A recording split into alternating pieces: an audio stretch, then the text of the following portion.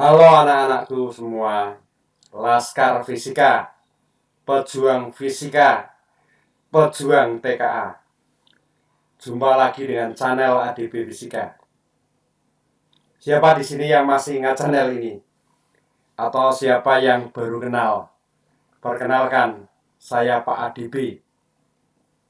Saya seorang guru fisika yang mengajar lebih dari 30 tahun. Lama sekali ya, atau mungkin tua sekali. Kemarin sempat berhenti beberapa saat karena kesibukan, tetapi sekarang saya kembali khusus buat kalian semua. Saya tahu belakangan ini banyak dari kalian yang gelisah. Bahkan ada yang bilang, Pak, TKA Fisika tahun lalu banyak yang nilainya jeblok ya. Nilainya jelek katanya Pak. Saya pasti nggak sanggup deh. Tenang saja nak. Duduk yang tenang. Pak ADB akan menjelaskan semuanya. Saya sudah bertemu ribuan siswa selama puluhan tahun. Pak ADB paham betul perasaan kalian.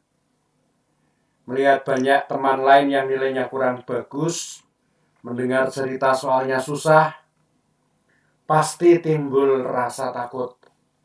Apakah saya juga bisa gagal? Apakah saya bodoh atau tidak paham rumusnya? Dengarkan baik-baik ya. Kalian tidak bodoh. Kalian cuma belum tahu cara mainnya. Tahun lalu banyak yang nilainya kurang, bukan karena kurang pintar, tapi karena kebiasaan belajar yang belum pas dengan tipe soal TKA yang baru ini.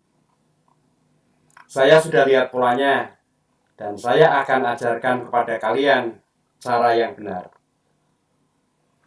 Nah, dulu di sekolah biasanya kalau ulangan fisika kan begini.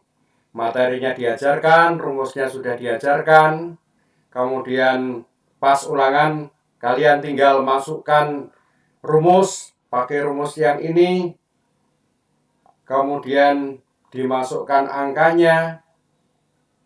Nah, ulangan selesai. Tapi TKA itu beda total, nah. TKA itu bukan ujian seberapa hafal rumus, tapi ujian seberapa paham cara kerjanya alam semesta. Soalnya nggak bakalan langsung bilang, gunakan rumus ini, pakai rumus itu. Tapi soalnya berupa cerita. Kenapa misalnya saat bus mengerem badan kita terdorong ke depan? Atau kenapa atap rumah bisa terbang kalau ada angin kencang? Banyak siswa bingung karena sibuk mencari rumus. Rumus mana yang mau dipakai? Padahal kuncinya cuma satu. Paham logikanya dulu. Kalau logikanya sudah masuk kepala, rumus itu cuma bahasa matematika. Saya sering bilang ke murid les di rumah, fisika bukan pelajaran menghafal. Fisika itu pelajaran berpikir. Contoh gampang. Mengapa kapal-kapal pesiar yang masanya ribuan ton bisa terapung di laut? Sementara paku yang masanya cuma beberapa gram malah tenggelam. Nah, ini pertanyaan konsep yang bisa kita jawab dengan memahami konsepnya. Peristiwa terapung atau tenggelam itu disebabkan oleh besar kecilnya massa jenis benda terhadap massa jenis air. Nah, jadi kalau kapal laut itu memiliki massa jenis yang kecil atau lebih kecil daripada massa jenis air laut, nah, dia akan terapung.